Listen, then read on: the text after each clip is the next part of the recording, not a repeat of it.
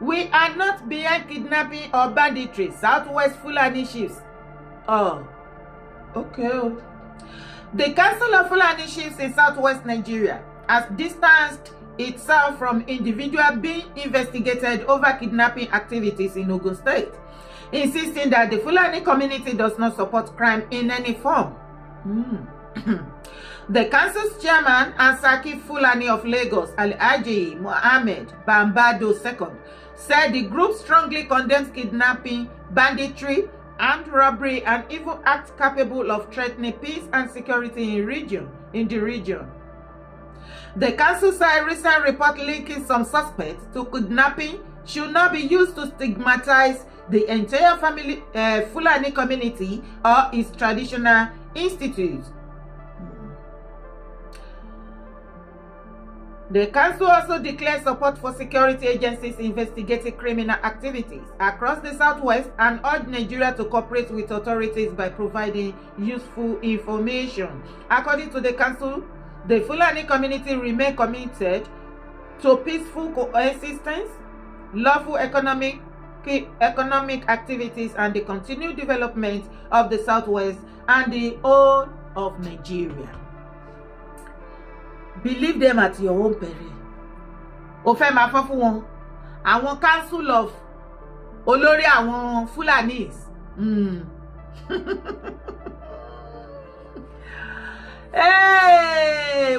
Wọ́n pera wọn ní Southwest Fulani Chiefs.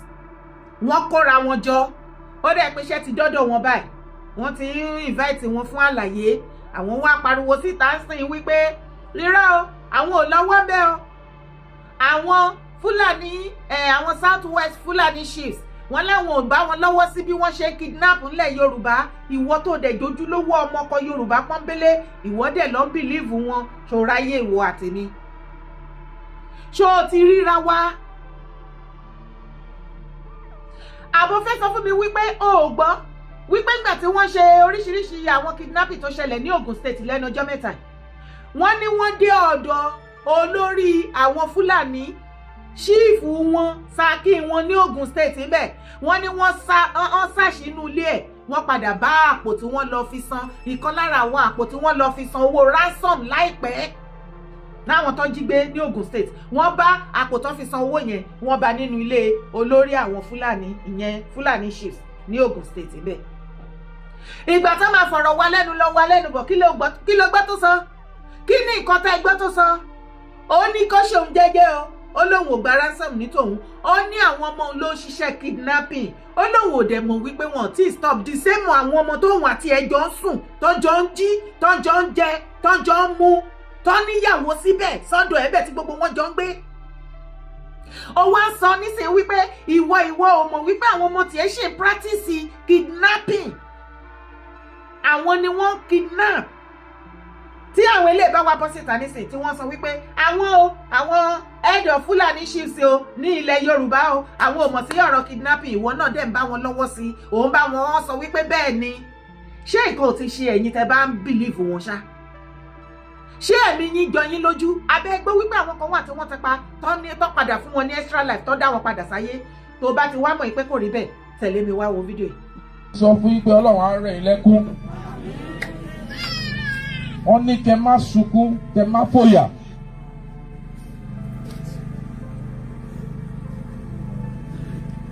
Pé níbi tí àwọn wà lénìí, àwọn mójútó gbogbo tó ń ṣẹlẹ̀.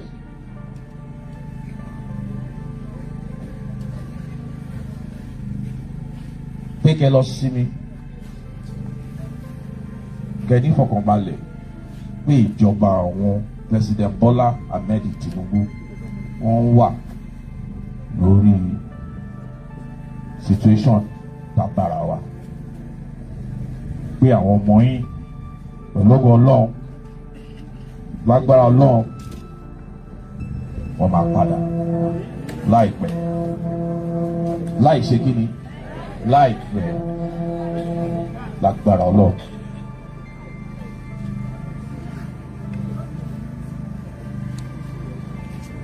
Wọ́n dẹ̀ fi yé wa pé àwọn kan mo rò pé èèyàn méjì àbí mẹ́ta lọ pa. A débẹ̀ láti lọ rí àwọn ẹbí wọn.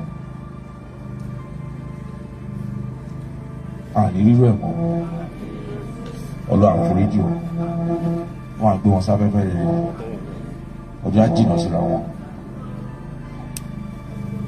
Mo ṣe ẹ ṣé mo dúpẹ́. A fi àsìkò yìí a gbọ́rọ̀ lẹ́nu NSA wa àti Minister of Defence wá bá a sọ̀rọ̀ ní ṣókí. Àwọn náà wọ́n wà lára àwọn tí president wa tó rán wá sí bíbá yìí. Ẹ ṣé.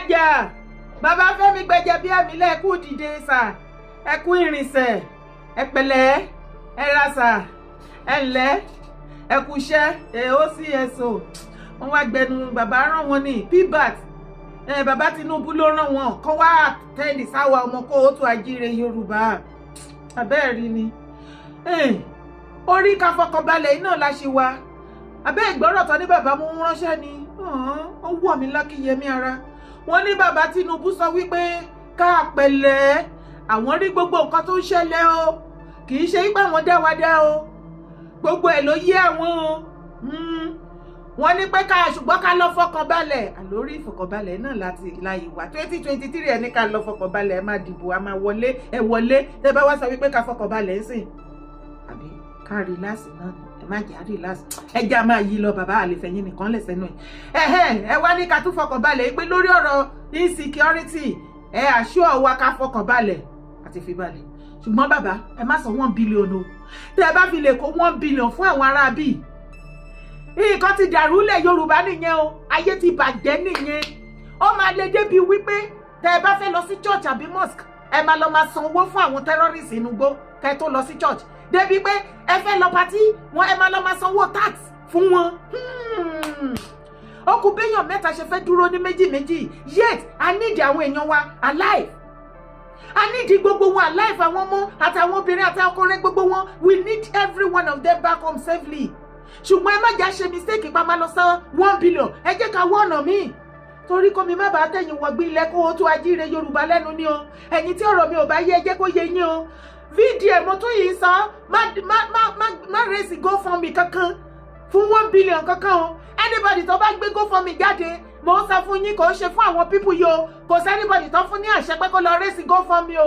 àwọn ọmọ olóbùkún wọn àyà wèrè sórí ìgboro sì wọn á máa tàn yín jẹ ẹ̀yin náà dẹ́kùkù ti wáyé ẹ̀tàn ìsílẹ̀ máa lọ sanwó síbẹ̀ lẹ́ máa sọ pé wọ́n láwọn fẹ́ lọ fi kówó fún wọn nínú igbó ni àwọn tó máa lọ rèsì GoFundMe online wọn ò dénú igbó wọn àmọ́ bí tán wá o ẹ jẹ́ kí gbogbo wa gbọmọ tinú wa káyé ṣe bí sompi o.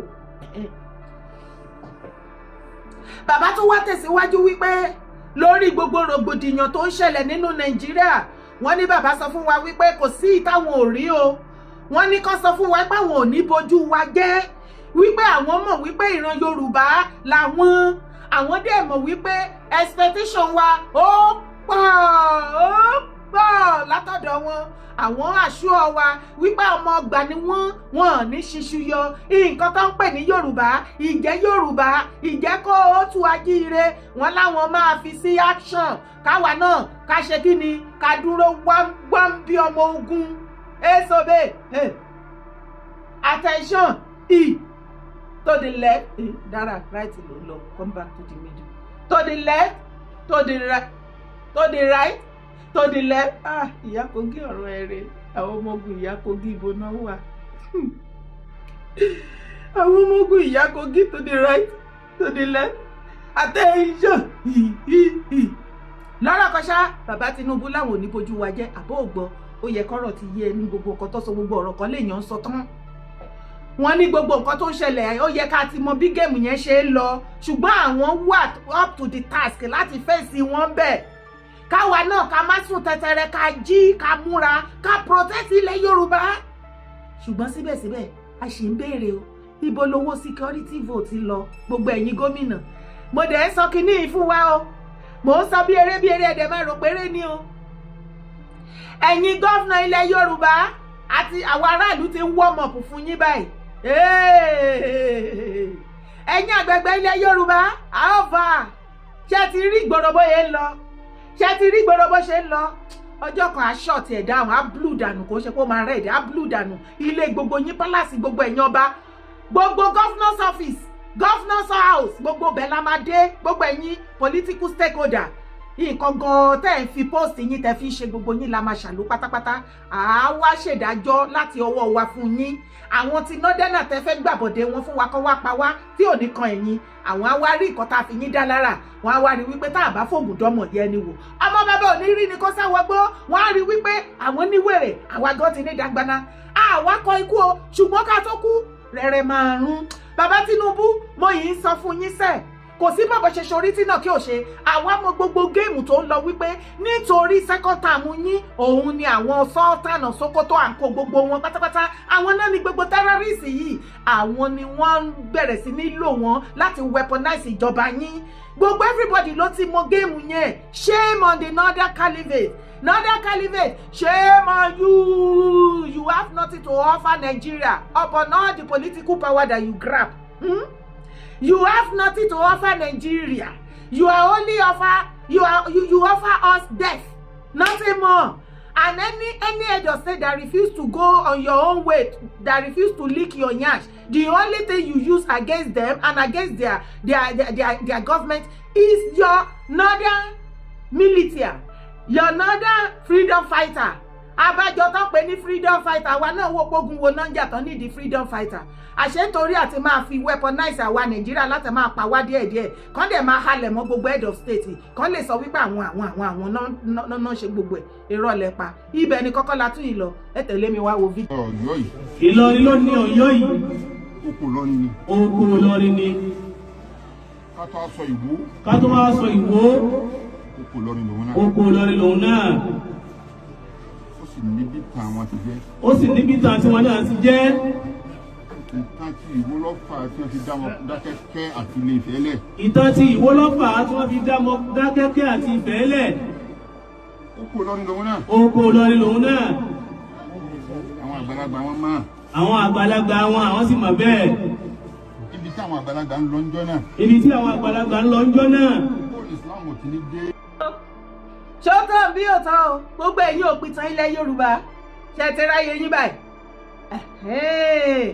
nígbà tẹ́ bẹ̀rẹ̀ sí ní sọ gbogbo nǹkan di ọ̀tẹ̀ àtàbòsí gbogbo yín tẹ́ ń pàtàn nípa ìtàn ilẹ̀ Kóòtù Àjíire ilẹ̀ Yorùbá tẹ́ bẹ̀rẹ̀ sí ní sọ ìtàn di ọ̀tẹ̀ ẹ wá ń pa ní ọ̀nà tó yá fi favour oníkálukú tá a fi sọ wípé eléyìí ni o eléyìí kọ́ o àwa ni o àwọn kọ́ o ìgbà tẹ́ mú ìtàn tẹ́ sọ di wèrè mọ́ra yín lọ́wọ́ ṣe bá àwọn ọmọ nọ́dẹ́nà àárín tọ́tẹ̀ ìdósẹ́ àárín wa ṣe bí wọ́n dojú ìtàn rú mọ́ yín lọ́wọ́ wọ́n ti bá yín tútọ̀ pa mo dẹ̀ rántí wípé mo pariwo bàbá Ọọ̀ni mo ní ẹ tètè ṣiṣẹ́ tètè gbé ìgbésẹ̀ ẹ tètè wá ọ̀nà ẹ pé gbogbo àwọn tẹ́ bá máa pè àwọn bàbá Abímbọ́lá àǹkó bàbá Ẹlẹ́bùúbọ̀ àti gbogbo everybody tí wọ́n mọ̀ nípa òríjínà ìtàn ilẹ̀ Kóòtù Àjíire kí àlejò tó wá tú ìkàntàn fún wa mo ní ẹ pè wọ́n kí ẹ tètè wá ìtàn gidi kí gbogbo ìtàn Kóòtù Àjíire kó papọ̀ sójú kan ká dẹ̀ bẹ̀rẹ̀ sí ní tíṣì wọn láti primary torí ọjọ́ ọ̀la ilẹ̀ Yorùbá ó ṣèkì báyìí àfàìmọ̀ kí ilẹ̀ Yorùbá má parẹ́ nínú ayé ṣọ́tàn yín ìgbà tán wá bọ́ síta sí tí wọ́n sọ fún ìwà àtẹ̀mí wípé oko Ìlọrin o òun ni Ọ̀yọ́ ẹ̀yin ọmọ Ọ̀yọ́ Aláàfin Ọjọ́ pàṣẹkẹrẹ mádé ọmọ Àtìbà kábíyèsí o bá mi Aláàfin Ọwọ́ Adé mo kíyín mo kíyín o wọ́n ní oko Ìlọrin ò ní Ọ̀yọ́ Aláàfin lọ́dọ̀ yín o mo ní iṣẹ́ ti gbọ́ tẹ́ ẹ bá ti gbọ́ mo ní kí n sọ dọ́dọ̀ yín náà ní o gbogbo blọ́gà Ọ̀yọ́ jàre ọwọ́ la fi rúbo alùmọ̀rúfù alva ó tí gbọ́ fídíò yìí wọ́n lóko Ìlọrin lẹ́yìn Ọ̀yọ́ bọ́ta má jẹ́ kó jẹ́ pọ́dọ̀ Aláàfin nìkan Ọlọ́ọ̀ni nìkan ló máa múra kankan bọ́ta jàre kó fún wọn lésì àbí ṣé lóòótọ́ ni wọ́n sọ ni tá àbá tèmi ò bá ti wá rí yín kẹ bọ́ síta kẹ bojú má yìí jẹ́ kẹ kó fún wọn lọ́rin àjẹ́ wípé oko Ọ̀yọ́ ni yín lóòótọ́ oko Ìlọrin ni yín lóòótọ́ o wọn ò dúró ń bẹ̀ àlọ́tẹ̀ ò dá ọ̀tẹ̀ ò lérè mú lọ́tẹ̀ máa ń tẹ̀ ní rì ẹ̀yin Ìwó báwo ni tiyín náà tún ṣe jẹ́ àfìgbà tí Gúmi Ìwó àwọn sẹ́ẹ̀tì Gúmi Ìwó àfìgbà tó bá ti yín jẹ́ l'Ìwó wọ́n ti ní oko Ìlọrin òun lẹ́yìn ará Ìwó tó jẹ́ sí wípé àtẹ́nítàn wọ́n á kàn náà gàdọ́dọ̀ yín báyìí ni wọ́n á dẹ̀ clear gbogbo yín dànù. Fúlàní ti claim yín nìyẹn. Ókè ó dẹ̀ pé nǹkan tó ń sọ yẹn kò yé yín.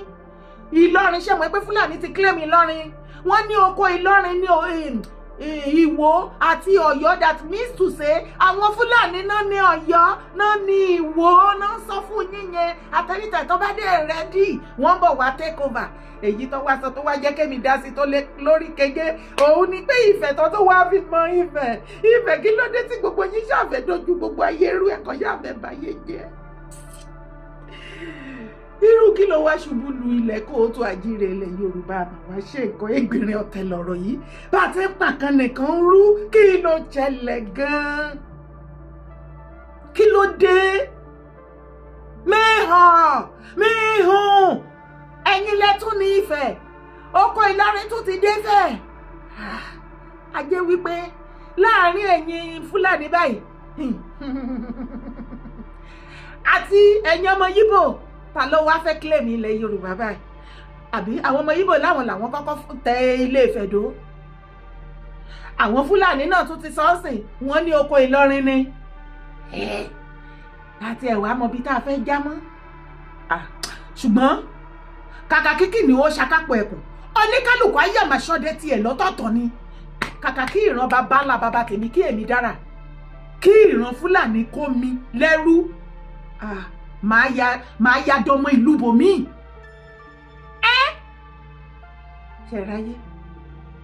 Ṣẹ̀ráyé wá bí mo yẹn bá yín sọ̀rọ̀ ìrẹ́rẹ́ rún ní Kwara. Rẹ́rẹ́ ti rún ṣèbó gbọ́ lẹ́nu ọjọ́ mẹ́ta pé wọ́n ya lọ sí Emir Palace. Wọ́n kó àwọn olórí Emir lọ. Àti ẹ̀mọ̀kan tó ń pe àwọn olórí Emir lọ́dọ̀ wọn olórí ṣá wọ́n kó wọlé àtàwọn aráàlú wọn ya wọ ṣọ́ọ̀ṣì. Àbálọ̀ terrorists reportedly threatened to forcefully marry Kwara Emir of Yashikira's abducted wives over 150 million naira ransom delay. Ṣótán wọ́n ní tí wọ́n bá tètè kó 150 million ransom wá wọ́n ní gbogbo olórí tí wọ́n kó lọ ní palace Emir wọ́n láwọn máa sọ wọ́n di ìyàwó wọn tó já sí wípé wọ́n ti ń rí bọ̀bọ̀ àwọn olórí. Àwọn Fúlàní olórí àwọn Fúlàní chiefs head of Fúlàní ní gbogbo ilẹ̀ Yorùbá wá sọ fún ìwọ àtèmi wípé àwọn òun kọ́kọ́ nípa bọ́n ṣe ń kidnap ẹ̀dẹ̀ tún kẹtúrẹ́lẹ̀ náà. Ṣé ti rí gbogbo géèmù yẹn bó ṣe ń lọ? Ṣé òun tẹ̀lé ibẹ̀ ní kọ́kọ́ là tún yìí lọ? Tó bá mọ̀ nǹkan tó ṣẹlẹ̀ lọ́wọ́lọ́wọ́ mò ń sọ fún ẹ pé rẹ́rẹ́ rún ní north ó ti di dandan kí atẹ́gùn ẹ̀ kó fẹ́ lù wá nílẹ̀ Yorùbá. Bóyá bàbá Tinubu kò sí wàhálà lọ́rọ̀ kan ṣá Arewa youth àti àwọn Arewa leaders headed by Sultan ogun ti dé wọ́n ti fẹ́ jàkú ni lórí ọ̀rọ̀ Tinubu second term náà ni. 1999 Constitution mandates that the composition of government shall reflect Nigeria's federal character. The presidency has argued consistently that merit governs appointments. Critics, including the Arewa Consortium Forum, have argued that such appointments breach both the Constitution and the political understanding that brought Tinubu into power. The Arewa Consortium Forum, northern Nigeria's leading socio-political body, has been unambiguous. It criticized Tinubu's economic policies as insensitive to northern conditions. It stated that public policy responses to insecurity in the north have remained ineffective. And in language that functioned as a political warning, it declared the interests of the north will be best served by northerners. The Council on Foreign Relations in an April 2026 analysis framed Tinubu's position. He secured the presidency with critical northern support in 2022 and 2023. If he loses that support, or if northern voters simply split in too many directions, his path to a second term becomes significantly narrower. Àlọ́rọ̀ bàbá Tinubu ti dájàlẹ̀ láàrin àwọn Arewa. Àwọn Arewa youth láwọn ti endorse bàbá Tinubu second term àwọn ti gbà fọ́lọ́run. Àwọn Arewa bàbá wọn àwọn ń gbé bàbá Tinubu condition pé ibi tọ́rọ̀ dé dúró ìjọba first term Tinubu kò síbi tó gbà pay wọn ní north. Tó já sí wípé àwọn ò ní ààyè second term táwọn fẹ́ fún bàbá Tinubu nìyẹn. wọ́n ní northern nìkan òun ló lè jẹ́ president tó máa favour àwọn ní northern part. Okay, nígbà tí àwọn sọ wípé northern nìkan ló lè jẹ́ tó máa favour àwọn ní northern part, àwọn dẹ̀ mọ̀ wípé northern tó bá jẹ tó bá favour wọn ní north ṣé ó favour wa ní south? No. Bàbá Tinubu ọ̀rọ̀ burúkú rèé o. Nígbà táwọn ti mọ̀ tó ti dá wọn lójú wípé at any time tí northern bá ti become the head of state ó ń pay wọn ní north, kí ló dé tẹ̀yìn wá wà ń bẹ́ àti south tí àwa south wá tá à ń pariwo lójoojúmọ́ tá à ń sunkún? Ṣé kò yẹ kó pay àwa náà ni? Ẹ jẹ́ kó pay south. Àgàgà ilẹ̀ kó o tún Ajíire. Ṣé mọ̀ pé gbogbo rògbòdìyàn tó wá kún tó kún gbogbo ilẹ̀ báyìí pé wọ́n gé orí wọ́n ṣe gbogbo ẹ̀ nítorí nǹkan tẹ́ ẹ̀ bá wọn kò ní north ni. Ẹ ti ẹ̀ ṣe ẹ̀tọ̀ síbì kan kó hó ọṣẹ káwọn yẹn mọ̀ wípé yes at least ó tọ̀ síbì tó bá jẹ́ àwa Yorùbá náà lẹ́kúkú fẹ́ ṣe tẹ́ mọ̀ wípé ti fi wá lọ́kàn balẹ̀ sí pé ẹ máa jọ wá lójú in a positive way. Bàbá ẹ kúkú ṣe kí wọ́n mọ̀ wípé ìran ẹ̀ náà ní ìgbà tó jẹ́ pírẹsidẹ́ǹtì ìran ẹ̀ nìkan náà ló wúlò fún, ibẹ̀ nìkan ló ṣe gbákan, ibẹ̀ nìkan ló kò sí nǹkan wọn ò múyàn sí yẹn, kò síbi tán ti máa rojọ́ yẹn lágbàáyé tí wọ́n ní sọ pé nígbà tó bá jẹ́ ìran wo lówó ayẹ kó ṣe. Torí tó bá jẹ́ ọmọ Yíbò náà á pè ọmọ Yíbò. Àwọn nọ́dẹ́nà wọ́n ní tó bá jẹ́ ọmọ wọn á pè wọn, ẹ̀yin lẹ wá wà ń bẹ̀ ẹ tí ì pè wá o, ilẹ̀ Yorùbá ò tí ì rí nǹkan kan o, àti ì rí nǹkan kan. Àwọn nọ́dẹ́nà náà dẹ̀ sọ wípé dandandandandandan àwọn Arewa Foro headed by Sultan wọ́n ní ìjọba yóò pè wọn, politically ẹ ti bà tiwọn jẹ́, economically ayé wọn ti run. Wọ́n ní eku òkè bí eku, gbogbo owó fàájì owó ìfà tó fà wọ́n lápòyà tí wọ́n kó tó fi yẹ táwa Nàìjíríà sì ń jìyà táwọn ń pín láàrin ara wọn, wọ́n ní gbogbo bẹ̀yẹn lẹ ti block. Gbogbo owó yẹn kò wọlé mọ́ politically ẹ̀dẹ̀ ṣe kíní yẹn fún wọn one after the other. Ẹni tó bá mọ bí géèmù ṣe ń lọ á mọ bó ṣe ń lọ dáadáa farabalẹ̀. Gbogbo oríṣiríṣi tó ń ṣe fún wa ní south west nísìn nítorí géèmù, nítorí ìjà tó wà láàrin bàbá Tinubu àti àwọn northern caliphate ni àwọn náà ṣiṣẹ́ yẹn gbọmọ tinú ẹ̀. Wọn ò ní any other thing tí wọ́n fi ń attack any head of state. Nǹkan tó bá wù wọ́n tó jẹ́ pé wọ́n tún ṣe fún ara wọn northern ṣé wọ́n ṣe fún Yar'Adua, ṣé wọ́n pa Yar'Adua? These people ṣé wọ́n ṣe fún Buhari, ṣé wọ́n render useless, ṣé àbúrò family Buhari kọ́ ló wá rúùlù tí ìyàwó ẹ̀ tó sá lọ sí kinní tó lọ ṣe fàájì mẹ́. Northerner has nothing to offer kẹ́dẹ̀ máa wá wo láti yọ ọdún tí àwọn Northerner tí wọ́n ti gbé kíni, tí wọ́n ti gbé political power Nàìjíríà tí wọ́n gbé mì, tí wọ́n láwọn dominate Nigeria politically. They have never, through that political power in their hands, move Nigeria forward positively. The only two things they offer Nigeria is alimajiri and terrorism, nothing more. And these are the people tó jẹ́ wípé wọ́n ti wà intoxicated by power. Okay, kí wá ní political power tó wà lọ́wọ́ yín, kí ló wà fún? Kí ló wà fún? The only reason tí wọ́n ṣe dúró tó ṣe gbé political power pé kò gbọdọ̀ kúrò lọ́dọ̀ wọn òun ni wípé any head of state tó bá ti jẹ́ ó ní láti máa wà kókórí bọ abẹ́ ìfúró wọn bí wọ́n ti ń jí láàárọ̀ kùtù tí wọ́n ń mú ìtọ̀ màálù tá ń gbá báyìí tí màálù á tọ̀ bí ìgbà tó ṣí tààpù tá ń ṣẹnu yáá tá tún fi wẹ orí tá fi wẹ̀. Exactly, wọ́n fẹ́ kí every head of state kó wà kí orí ẹ̀ wà lábẹ́ wọn kó máa jẹ ìgbé ìdí wọn. Kò dẹ̀ wá sí anything good. Ṣáwọn tí wọ́n tó agree pẹ̀lú western education, àwọn tó wá sọ wípé western education is haram yìí ò tó sọ wípé militant wọn ni Boko Haram. Ẹjọ́ tí Sultan of Sokoto tí ò bá gbọ́ English báwo ló ṣe fẹ́ communicate with the rest of Nigeria? Gbogbo àwọn Fulani caliphate tí gbogbo wọn kóra wọn jọ tí wọn bá ní western education báwo ni wọ́n ṣe fẹ́ communicate pẹ̀lú the rest of Nigeria torí àjọsọ language kan náà? Kó lè máa mọ how wicked, how terrible these people are.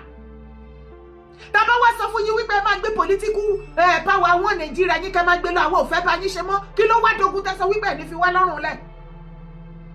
Tinubu wá bá yín pò wípé ẹ̀yin nìkan kọ́ lẹ̀ ń jẹ́ wọn Nàìjíríà. Political power yẹn o, power must change hand. Èmi mọ̀ wípé nǹkan tí bàbá ń try tó ń gbìyànjú tó ń ṣe nìyẹn wọ́n dẹ̀ ti ṣìrìn dènà gan ni ó ti di dandan ká oru ẹ̀ kó mú wa nílẹ̀ Yorùbá fún ìwọ tí ọ̀rọ̀ bá yé.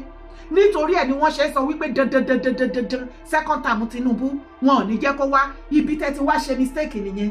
Tinubu ti wá di kànrànjẹ́gbọ́n sí yín lọ́rùn. Bó bá wù yín ẹ jẹ́ kó ṣe second term.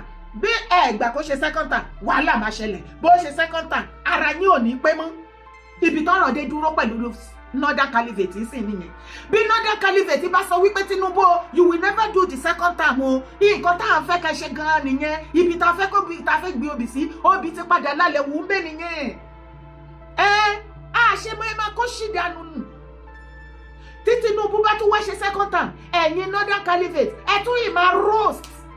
Ẹ ti pàdé má ṣì níṣẹ́ ní ilé ayé yín. Tẹ́ bá gbọ́ yó ọmọ Yorùbá hàn. Thank God. Kì í ṣe Nàìjíríà nìkan, all over the world ni wọ́n ti mọ̀ wípé the Northern Caliphate has nothing to offer any Nigerians that terrorizing us, weaponizing terrorism against Nigerian citizens and against every head of state. This is the only thing they hold, they grab the political power. They have the political power to be supporting and be protecting terrorism in Nigeria. Nothing more. She won't be protect any, she won't be share anything positively. No, to be protecting terrorism in Nigeria.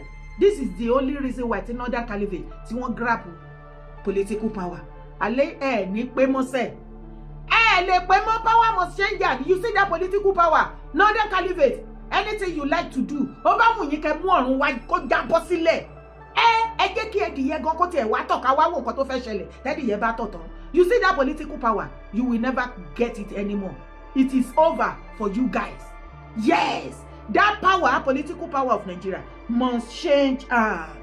It's going to another tribe after Yoruba. Yes, Tabashijo ìwà nu wọn Nigeria. Ibẹ̀ yẹn máa ṣe mọ́ láyé fa o. Orúkọ tèmi ò yí padà, Yèyé Dára kó owó ìkókókó ni mò ń jẹ́. Má gbàgbé o, ṣó o rántí wípé gbogbo ní Ogun State, Ọ̀yọ́ State, Èkìtì àti ìrì ní Ondo, Lagos at the rest. Protest ń lọ lọ́wọ́lọ́wọ́. Àwọn tíṣà wọn ti ya sí gboro. Wọ́n ní kò sí school. Ẹ̀yin student ẹgbẹ́ lẹ́yìn kọ́ má tó wá kidnap yín. Àwọn NUT wọ́n ti bẹ̀rẹ̀, wọ́n ní indefinite strike ní the rest of Ọ̀yọ́ State. The whole of Ọ̀yọ́ State wọ́n ní indefinite strike. Àwọn teacher wọ́n ní wọn lọ sí school. Gbogbo ẹ̀yin state tó kù, let's join them with our solidarity. We are one. Kan náà ni gbogbo wa. Àwa tá wà labroad, we are with you guys. Ọlọ́run á máa ṣàlábò lórí yín. We feel so sorry for the whole situation. But mo mọ̀ wípé Ọlọ́run á gba gbogbo láìpẹ́ láì jìnnà.